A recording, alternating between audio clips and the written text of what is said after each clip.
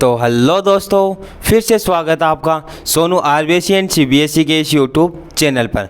हम जो 10th class के साइंस है उसके चैप्टर्स की सीरीज़ को कंप्लीट कर रहे थे और हमने जो हमारे 14 नंबर तक के चैप्टर्स को कंप्लीट कर लिया था और जो हमारा 15 नंबर का चैप्टर है हमारा पर्यावरण, इसके अंदर जो हमारा ऊर्जा का नियम है उसके बारे में, जो इकोसिस्टम है, ऊर्जा का 10% का नियम है और जो उसके पिरामिड्स होते हैं उसके बारे में जो लास्ट वीडियो उसमें देख लिया था। और अभी हम इसमें आगे देखेंगे जो पारितंत्र में ऊर्जा का प्रवाह किस प्रकार से होगा और जो ओजोन परत है, और उसके साथ जो आपका लास्ट पॉइंट होगा वो होगा कचरा प्रबंधन। उसके बारे में हम इस वीडियो में कंप्लीट देख लेंगे। तो आपको क्या करना है, सबसे पहले चैनल को सब्सक्राइब करना है, फिर वीडियो को लाइक करना है और फिर अपने नोट्स को प्रॉपर रूप से बनाना है। तो चलो शुरू करते हैं। सबसे पहले हम देखते हैं पारितंत्र में ऊर्जा का प्रवाह किस प्रकार से होगा। जो हमारा पारितंत्र है उसमें ऊर्जा का प्रवाह किस प्रकार से होगा। पारितंत्र में आपको पता है सूर्य होगा। सूर्य से क्या होगा, जो हमारा सूर्य है, सूर्य से ऊर्जा आएगी किसमें, उत्पादक में, और उत्पादक से ऊर्जा किसमें आएगी, उत्पादक से ऊर्जा आएगी उपभोक्ता में।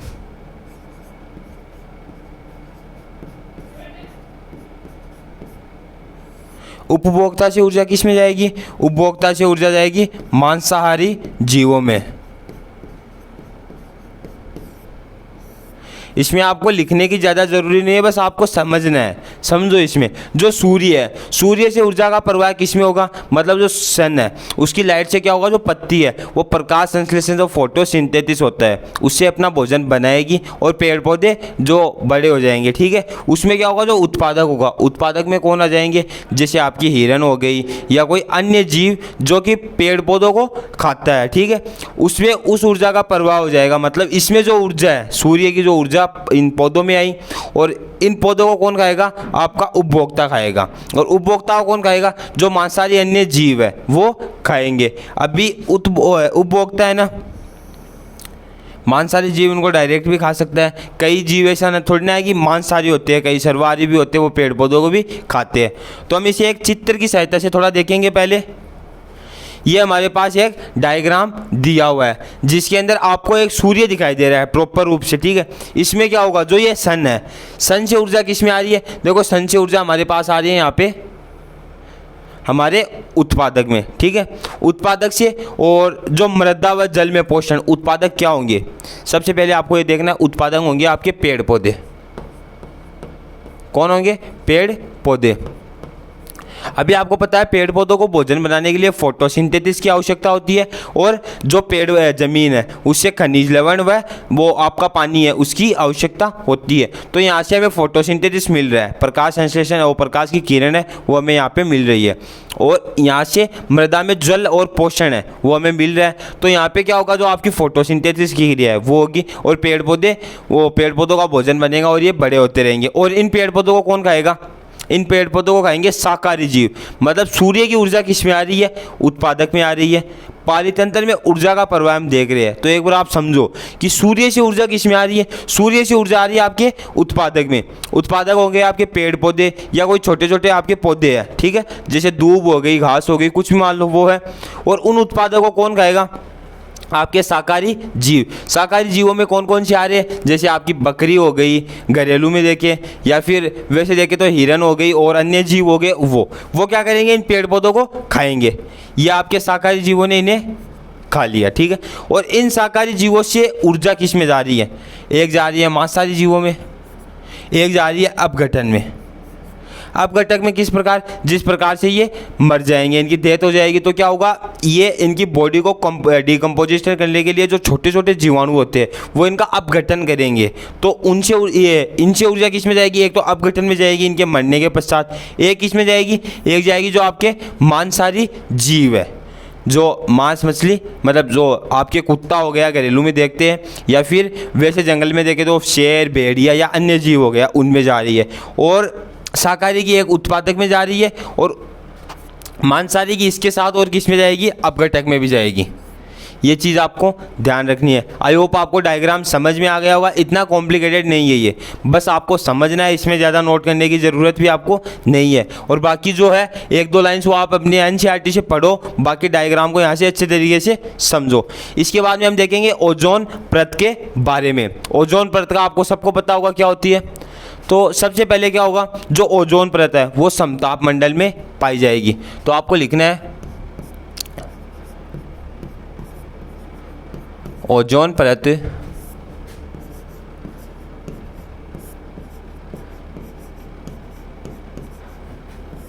समताप मंडल में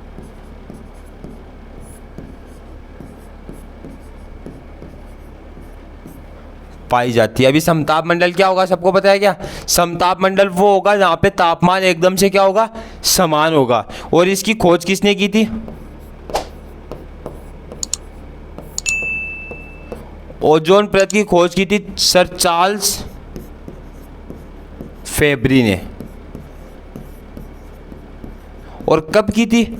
इन्होंने की थी 1931 में, मतलब 1931 में ओजोन परत की खोज सर चार्ल्स फेब्री ने की थी। इसमें क्या होगा, पहले आपको लिखना है कि जो ओजोन परत है, ओजोन परत का आपको सूत्र क्या मिलेगा, ये मिलेगा आपको O3। ये चीज़ भी आपको ध्यान रखनी है। और इसमें क्या होगा, ओजोन परत का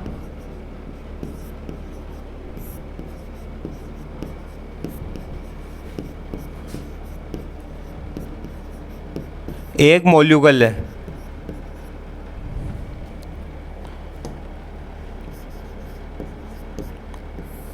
ये क्या होगा, ऑक्सीजन के 3 परमाणुओं के बराबर होता है। किसके? ऑक्सीजन के कितने? 3 परमाणुओं के बराबर। 3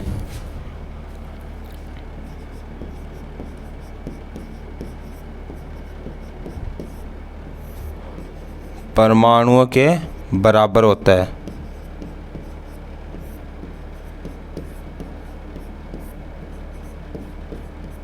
ठीक है, ये चीज़ सभी समझ गए। पहले आप इसे राइट कर लो। इसमें हम क्या देखेंगे, हमने देखा है कि ऑक्सीजन के 3 परमाणुओं के बराबर हो रहा है। कितने? 3 परमाणुओं के बराबर। तो 3 परमाणु में क्या होगा, इसकी जो एक रिएक्शन है वो आपको मैं लिखवाता हूँ। जैसे ये आपका O2, ठीक है, ये आएगा यूवी लाइट्स में, मतलब यूवी लाइट्स।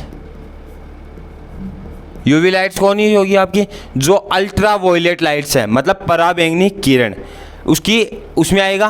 तो इसमें क्या होगा, ये 2 ऑक्सीजन में टूट जाएगा। ठीक है, 2 में टूट जाएगा। और जो वातावरण में अन्य O2 उपस्थित है उसमें से एक ये है ना, ये इसके साथ क्या करेगा, रिएक्शन करेगा और ये बनाने का अपना O3। और जो अन्य है, और भी वातावरण में बहुत सारी O2 आपको पता है। तो ये जो यूवी लाइट्स की उपस्थिति में कई O2 क्या है, 2 ऑक्सीजन में टूट रही है। तो ये 2 ऑक्सीजन जो बच रही है वो इस O2 के साथ में मिलकर O3 बना रही है। ये चीज़ आपको ध्यान रखनी है। सबने लिख लिया होगा। तो इसके बाद में हम देखते हैं जो हमारा ओजोन परत का क्षरण होता है वो क्या होता है। ओजोन परत का क्षरण, ओजोन परत के क्षरण में क्या होगा, जो ये होगा CFC के कारण। CFC क्या होता है, जो आपका 1 मिनट आप लिख लो पहले। ओजोन परत का क्षरण होगा CFC। इसकी फुल फॉर्म क्या होगी, क्लोरो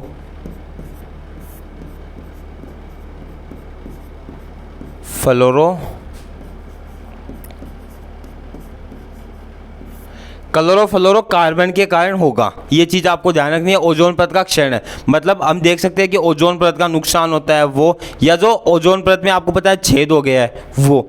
अभी ओजोन परत क्या है, एक बेसिक आपके मन में क्वेश्चन होगा। तो अभी ऐसे देखो, जो हमारी ये पृथ्वी है, मानो ये वो एरिया है जहाँ पे सभी लोग चलते हैं, आपको पता है गोल होती है। ये समझो यहाँ पे सभी लोग धरती पे, जैसे हम अपने पैर जहाँ पे रखते हैं, हमारी ज़मीन है वो ऐसे गोल वाला एरिया है। यहाँ पे क्या होगा, यहाँ पे होगा आपका जो यहाँ से बादल तक की जो दूरी होती है वो एरिया। यहाँ पे आ जाएंगे आपके जो बादल है वो, ठीक है। और फिर इसके बाद में आएगा आपका आसमान और उसमें आएगी ओजोन परत। ये आपकी आ जाएगी ओजोन परत, ठीक है। ये आएगी आपकी ओजोन परत। हम इस ओजोन परत के बारे में पढ़ रहे हैं और इसका CFC मतलब जो क्लोरोफ्लोरोकार्बन होता है उसके कारण क्षरण हो रहा है, उसके बारे में हम देखेंगे। अभी आपको सबको पता होगा कि क्लोरोफ्लोरोकार्बन किस में पाया जाता है, पता है? नहीं पता तो देख लो कि क्लोरोफ्लोरोकार्बन पाया किस में जाता है। ये पाया जाएगा आपका किस में, जो आपकी AC होती है, मतलब आपका एयर कंडीशनर, उसमें पाया जाता है। प्लस आपका रेफ्रिजरेटर में, रेफ्रिजरेटर मतलब हो गया आपका जो फ्रिज होता है घर में, उसमें भी क्लोरोफ्लोरोकार्बन होता है। और आपकी AC हो गई, रेफ्रिजरेटर हो गया, इनमें क्या होगा, क्लोरोफ्लोरोकार्बन पाया जाएगा, जो कि ओजोन परत के लिए क्या है, हानिकारक है। ये चीज़ आपको ध्यान रखनी है। और इसमें क्या होगा, क्लोरोफ्लोरोकार्बन क्या होगा, जैसे Cl है, ठीक है, ये आपका O3 है। O3 क्या हो गया, आपका ओजोन परत मान रहे हैं हम इसे, ठीक है।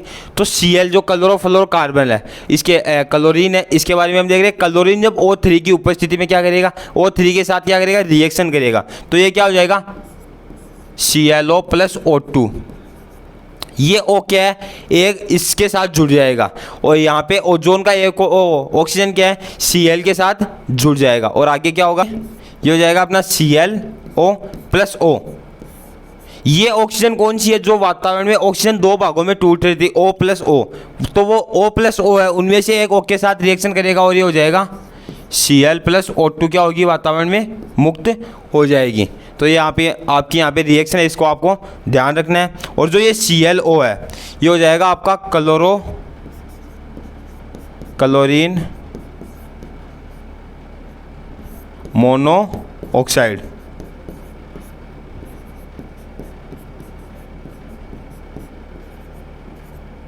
ठीक है। ये चीज़ सबको पता है।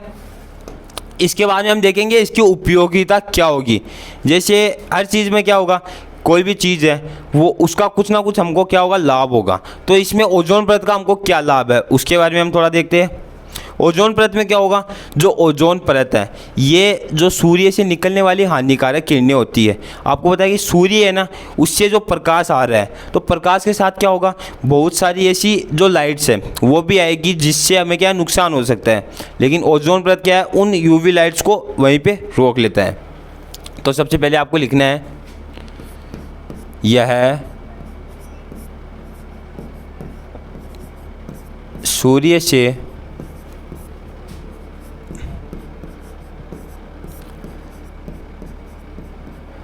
आने वाली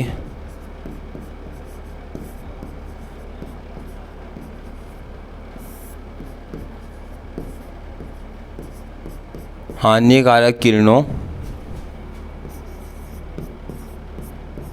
को क्या करता है, रोकता है, ठीक है।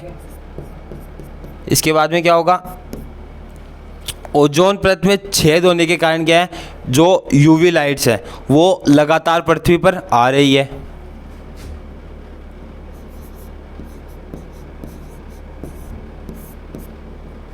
इसमें इसके क्षरण के कारण लिख दो आप कि ओजोन परत के क्षरण के कारण, जो ओजोन परत हमारी, ओजोन परत के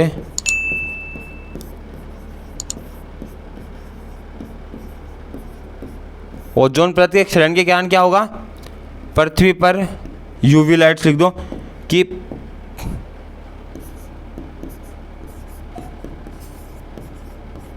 UV लाइट्स है या फिर जो पराबैंगनी किरणें है जो हानिकारक है, UV लाइट्स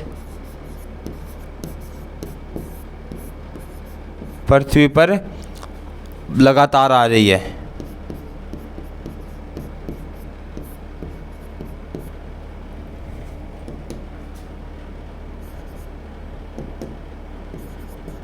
आ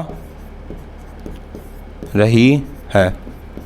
और क्या हो जाएगा, और हम मान सकते हैं कि जो ओजोन परत है इसके कारण इसके क्षरण के कारण क्या होगा, बहुत सारी बीमारियां भी हमें देखने को मिलती है। जैसे आपके जो प्रतिरक्षा तंत्र है उसमें कमी हो सकती है। तो ये लिखना है आपको कि ओजोन परत के क्षरण के कारण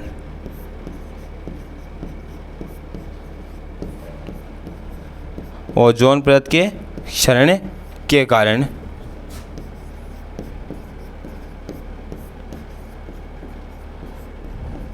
बहुत सी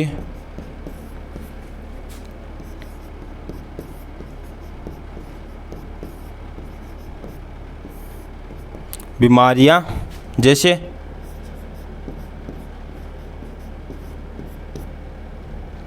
आपका प्रतिरक्षा तंत्र में कमी,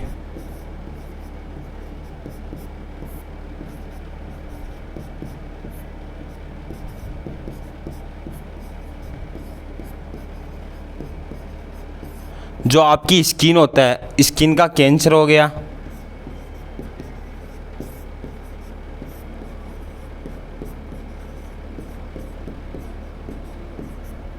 ये भी क्या आपको देखने को मिल रही है।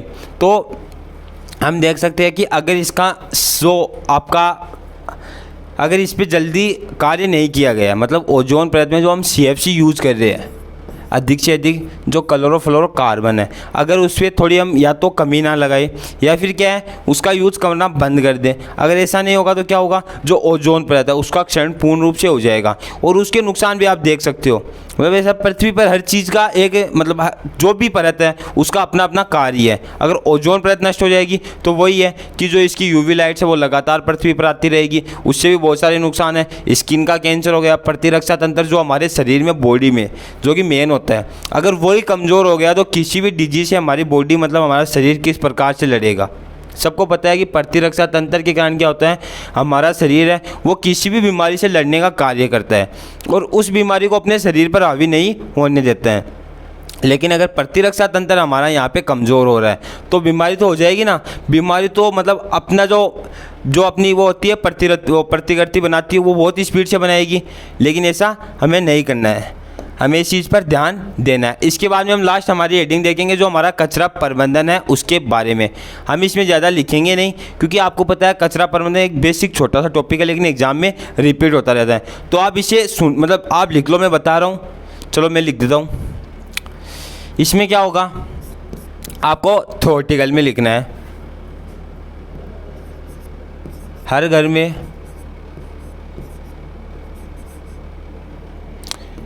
में क्या होगा, हर दिन हर घर में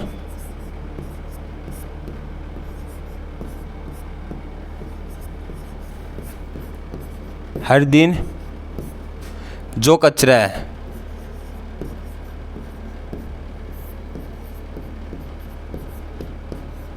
कचरा क्या है बहुत अधिक मात्रा में निकलता है, सबको पता है।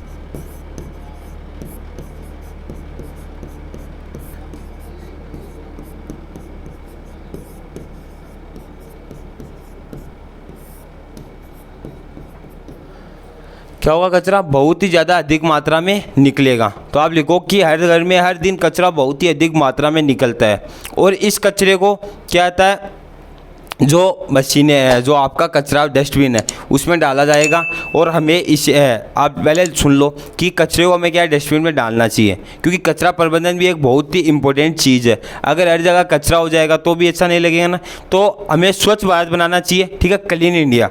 तो इसमें क्या होगा कि जो कचरा है उसे उसके डिब्बे में डाला जाए। और फिर क्या होगा, जहाँ आपकी नगर पालिका है, ये जिम्मेदारी किसी की कहाँ की होगी, किसी भी शहर क्षेत्र में क्या होगी, जो नगर पालिका होती है उसकी ये जिम्मेदारी होती है कि इस कचरे को ले जाकर एक जो उसका एरिया है उसमें डाले। और उस पर क्या है, बहुत सारा कचरा क्या है एक पहाड़ की मतलब आकार का हो जाएगा, बहुत ही क्वांटिटी में आ जाएगा। मतलब हर जगह का देख लो आप कितना कचरा होगा। एक शहर है, कोई भी आप एक सिटी मान लो, उसमें हर रोज़ कितना कचरा निकलता होगा वो देखो आप, और वो कचरा एक जगह होने पे कितना होगा, ये चीज़ देख सकते हैं। और उस कचरे को क्या है पहले एक अच्छे नियमित स्थान पर ले जाया जाएगा। फिर क्या होगा, उसमें काट छांट होगी, किस प्रकार से, जो उसमें प्लास्टिक है, आपकी पॉलीथीन है, उसको अलग किया जाएगा।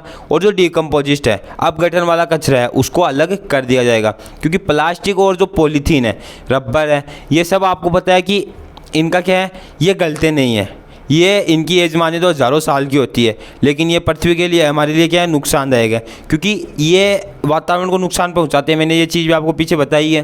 तो हमें क्या करना है, जो प्लास्टिक है और आपकी पॉलीथीन है उसका उपयोग करना बंद करना है। तो इसमें क्या होगा, ये बहुत ही अधिक क्वांटिटी में निकलेगा और एक जगह क्या है, इसे नियमित रूप से हम क्या कर लेंगे, इकट्ठा कर लेंगे सभी कचरे को। फिर क्या होगा, इसमें काट छाट होगी और एक आपका इस प्रकार से गड्ढे टाइप का होगा कहीं पे भी। फिर उसमें क्या है, इसको डाल दिया जाएगा।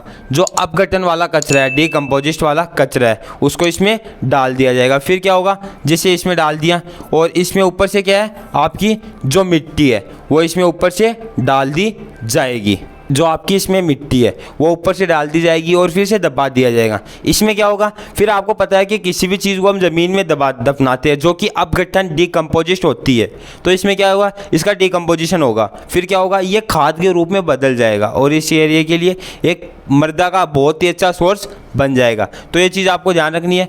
जो कचरा है उससे मतलब नियमित रूप से डालना है, इसे नहीं कि आप हर कहीं पे कचरा फैला रहे हो, ये भी अच्छा नहीं है। तो कचरा प्रबंधन में आपको ये चीज़ ध्यान रखनी है।